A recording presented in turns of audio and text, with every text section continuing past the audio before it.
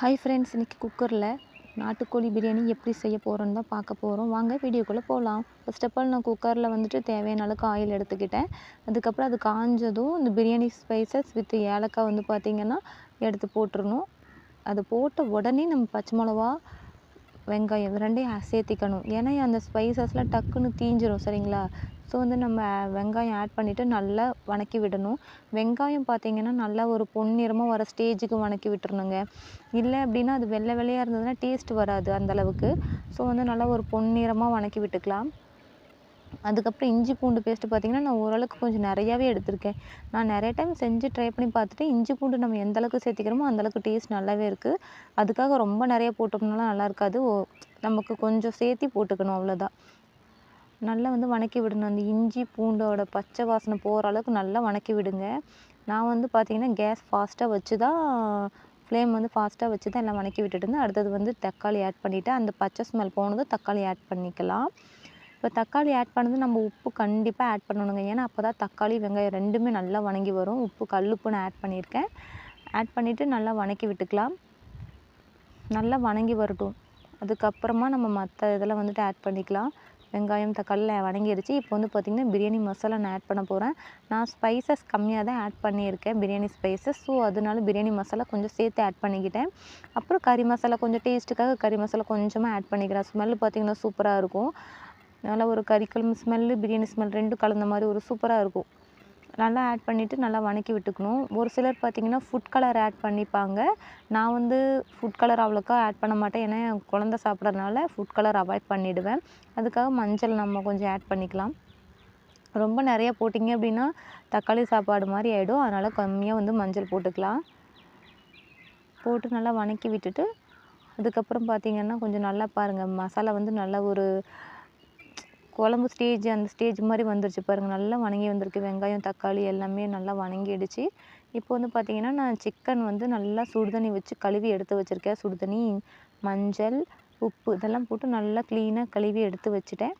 இதை நம்ம ஆட் பண்ணிக்குவோம். தண்ணி இல்லாமல் நல்லா வந்துட்டு ஃபில்ட்ரு பண்ணிவிட்டு ஆட் பண்ணுங்கள். தண்ணியே வேண்டாம், நம்ம கழுவுன தண்ணி அது தேவைப்படாது. ஸோ நம்ம நல்லா ஃபில்ட்ரு பண்ணிவிட்டு ஆட் பண்ணிக்கலாம்.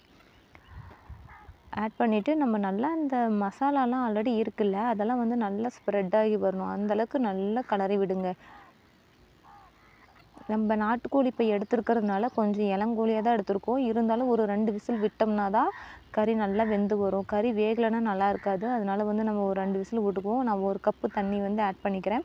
மொத்தமாக வந்து அரிசி நான் 1 கப் எடுத்திருக்கேன்.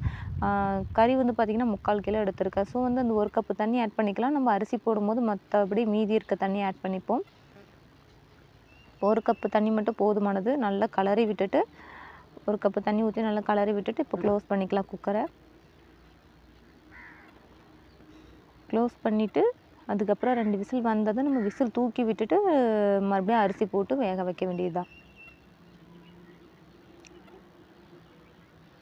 இப்போ பார்த்திங்கன்னா விசில் விட்டு இறக்கிட்டேன். இறக்கி ஓப்பன் பண்ணியாச்சு. கறி வந்து பார்த்திங்கன்னா 75% நல்லா வெந்து வந்திருக்கு. இதுக்கு மேலே நம்ம அரிசியை ஆட் பண்ணி க்ளோஸ் பண்ணி வச்சுட்டு மீதி இருக்க விசில் விட்டு 2 விசில் விட்டு இறக்கிக்குவோம். நான் வந்து அரிசி பார்த்திங்கன்னா பொன்னி அரிசி தான் எடுத்திருக்கேன். ஜீரக சம்பாலாம் எடுக்கலை. இதுக்காக வந்து நான் நார்மலாக எப்பயும் சாப்பாடு வைக்கிற அரிசி தான் எடுத்திருக்கேன். ஸ்பெஷலாக எதுவும் எந்த அரிசியும் எடுக்கலை. இதுலேயே எங்களுக்கு வந்து டேஸ்ட் வந்து பார்த்திங்கன்னா பிரியாணி சூப்பராக வரும். நல்லா ஒட்டாம உதிரியாக வரும். அதனால நான் பொன்னி அரிசி எடுத்துக்கிட்டேன். நல்லா கிளறி விடுங்க. நம்ம இப்போது கலர்றது தான் பிரியாணி வந்து பார்த்திங்கன்னா இந்த ஒயிட் ரைஸ்லாம் வராமல் நல்லா கலந்து ஒரு கலர்ஃபுல்லாக வரும். நல்லா கலந்து விடணுங்க. இப்போ வந்து பார்த்திங்கன்னா தயிர் வந்து நான் ஃபஸ்ட்டே ஆட் பண்ணலை. நான் எப்பயுமே லாஸ்ட்டாக தான் ஆட் பண்ணுவேன். மீதி இருக்க அந்த 1 கப்பு தண்ணியை ஊற்றிட்டு நம்ம தயிர் வந்து பார்த்திங்கன்னா ஒரு 1½ ஸ்பூன் எடுத்து ஊற்றிக்குவோம். தயிர் போட்டிங்க அப்படின்னா ஒரு டேஸ்ட் வந்து பார்த்திங்கன்னா தூக்கி கொடுக்கும். நம்ம எலுமிச்சம்பழம், தயிர் இதெல்லாம் ஆட் பண்ணும்போது லெமன் நான் எடுக்கலை இன்றைக்கி. லெமன் ஆட் பண்ணும்போது உதிரியாக சாப்பாடு வரும். தயிர் ஆட் பண்ணும்போது டேஸ்ட் வந்து கூட வரும். சூப்பராக இருக்கும். ஸோ நல்லா ஆட் பண்ணிவிட்டு நல்லா கிளறி விட்டுக்கிறேன். நல்லா புளிச்ச தயிரை ஆட் பண்ணிக்கலாம். அப்புறம் கொத்தமல்லி தழை எங்கள் வீட்டிலே வளர்த்த கொத்தமல்லி தழை அதை ஆட் பண்ணும்போது நல்ல ஒரு ஸ்மெல்லுங்க. அந்த தழையை ஆட் பண்ணிவிட்டு நல்லா கிளறி விட்டுக்கலாம். ஏன்னா தயிர் வந்து நல்லா எல்லாம் கரைஞ்சி வரணும். நான் அப்போ கடைசியாக வந்துட்டு உப்பு, மிளகாத்தூள் எல்லாமே கரெக்டாக இருக்கா அப்படின்னு சொல்லிட்டு பார்த்துட்டு நமக்கு பத்தலை அப்படின்னா மறுபடியும் உப்போ அல்லது மிளகாத்தூளோ சாம்பார் தூள் இது கூட ஆட் பண்ணிக்கலாம். அவ்வளோதான். க்ளோஸ் பண்ணி 2 விசில் விட்டதும் இறக்கி சாப்பிட வேண்டியதுதான்.